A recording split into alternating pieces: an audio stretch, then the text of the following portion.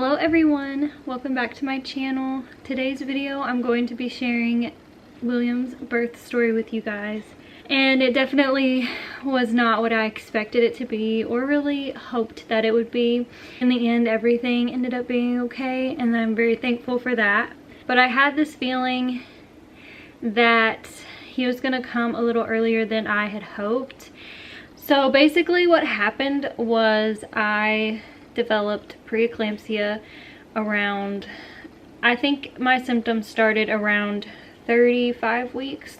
I was being monitored. They wanted me to monitor my blood pressure because it was a little high in office. So I did. My blood pressure seemed high, but it wasn't dangerously high or anything. So it was just a little off for my usual blood pressures, and by the time I went back it was pretty much close to normal. My blood work all came back fine, so no one was very concerned about it at that point because it seemed like things had gotten straightened out and my blood work was normal. So anyway, fast forward to a week after that appointment, that would be Tuesday the 15th, I noticed that evening that I was swelling a little bit, and I was out that day, but I had my compression socks on, and I usually, if I wear those, I don't swell or anything. So I knew that something was a little off. I just felt a little funny, so I checked my blood pressure and it was a little high, but I decided to just lay down for a bit and check it again, and it had gone down a little bit. So I decided to just go to sleep and see what it was the next morning, and it was still high. I was still swollen. So I did call my OB office and talked to a nurse. She didn't really seem concerned with my blood pressure, and it was pretty high. It was really close to the parameters they told me to go into the hospital for. She didn't really act very concerned and just kind of shrugged it off like, well, I guess we'll see you, so just come up here. So I did, and I was really nervous just because I didn't know what everything meant. I was scared to go and be told that nothing was wrong, even though I could tell that something was a little off. I wasn't expecting anything that happened that day. So this is Wednesday the 16th. I go and I was checked out by a nurse practitioner. My blood pressure was high and she did want me to be monitored. And so we went over to labor and delivery where we could be monitored, and I had really crazy blood pressures. They also did more blood work to check for preeclampsia again. So within a week, my levels had become abnormal. I just want to go ahead and throw in here, you know your body and you know if something's wrong. So over in labor and delivery, when I was being monitored, I was having contractions, but I guess they were Braxton Hicks. I didn't have any pain with them. It was just tightening. So I felt the pressure of the contraction, but I didn't actually have any pain. So it wasn't really progressing or causing me to go into labor. So I was admitted and put on immediate bed rest and was not allowed to get up at all. So that started around 11 a.m. on the 16th. So as soon as I got over there, I pretty much was in the bed and I was not allowed to get up. I was put on magnesium, and that's why I was not allowed to get up, because it just makes you really weak. They also started me on a pill to try to get some actual contractions going. So they were trying to get me induced. I forget what the pill was called. That didn't work, but they did have a plan to do the pills. I had to do like 4 pills before I could start Pitocin. So they started me on Pitocin around, I think 5 that next morning or something like that. But anyway, between 1 and 3 a.m. I started having some issues with how I was feeling, and so I had to get a ton more blood work done just to make sure my levels were fine. And it wasn't the magnesium. It ended up being my blood sugar, because I do have some issues with hypoglycemia. So I think I'd finally just bottomed out. So anyway, that was one of the scariest moments because I did not know what was wrong. Through this whole time though, he was perfectly fine. We had no issues, no scares with him, which I was really thankful for. Around 5 a.m. they started the Pitocin. I was not progressing at all. I was still stuck at a 1 for the majority of the time that I was at the hospital. So even after the Pitocin, it took me a while to dilate. And then after I got the Pitocin, it was like 10 or 15 minutes later, my water broke. It still took me forever to dilate. I finally got to a 3, and I decided to go ahead and get the epidural because I was planning to get one anyway, and with my blood pressure, I just wanted to be able to be relaxed.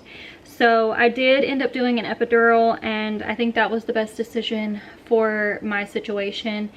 Just because I wasn't able to handle the pain very well because I was stuck in the bed and I was not able to move and try different positions to help with the pain. So I still progressed pretty slow after the epidural, but when I got to a 5, I thought, okay, good. You know, I'm doing really good. And they told me, you know, you'll probably still progress really slow. This is your first. My nurse had brought in a peanut ball to keep me moving, to try to get my labor, to try to get me dilated, keep movement going, to really try to speed up the process, I guess. And that was amazing. So honestly, it wasn't that long after we started the movement. Every 45 minutes I would turn to the other side.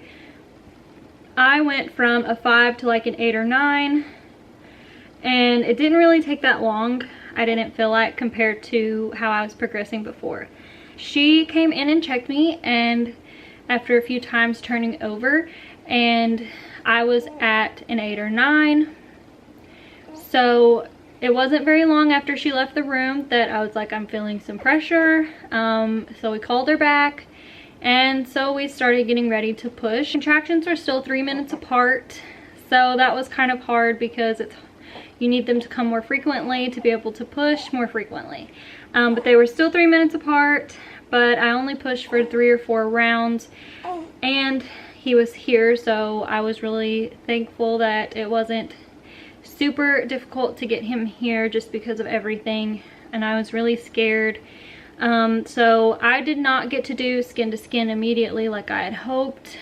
NICU pretty much came and took him and started working with him, so really I didn't get anything that I wanted. No delayed cord cutting or skin to skin immediately.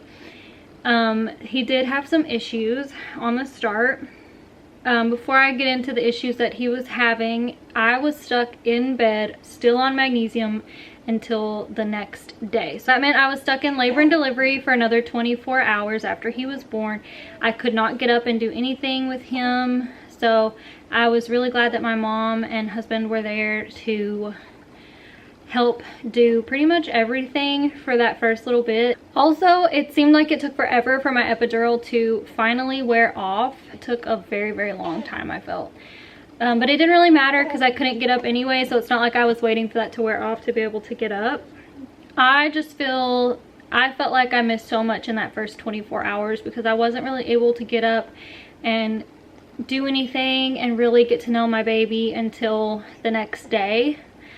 I of course had Eli bring him over to me, and we cuddled and we tried to feed and all that stuff, but it just wasn't what I expected. So he was born at 36 weeks and he did end up having some issues. So I'll go ahead and get into that. First off, they kept him in my room for as long as they could, and thankfully he did not end up having to go into the NICU. So I was really happy about that. He could stay in there and we could be with him. So the issues he was having was he was having some issues with his blood sugar. His blood sugar was low, and so he was struggling to regulate his blood sugar. And then he also, his O2, his O2 was a little low, so they monitored that for a while, but as soon as we were able to do skin to skin, that jumped up immediately and he was able to regulate. So they were able to take him off of those monitors after they evaluated for a while. Honestly, I felt like we were both pincushions because we were stuck so many times to get so much blood work while we were there. We finally moved over to Mother Baby around 6 or so on the 18th. So then that's when I was finally able to get up and move around and do stuff for myself, and so I was really excited about that. So he passed all of his tests over there. He did have some issues with his bilirubin levels, and so he had to be treated under the lights while we were there. That booked us an extra night there. So we were in the hospital from the 16th to the 20th, And so we finally got to come home on the afternoon of the 20th. I guess that's really it. And then we've just been getting to know each other ever since. So when I'm filming this, he is a month old.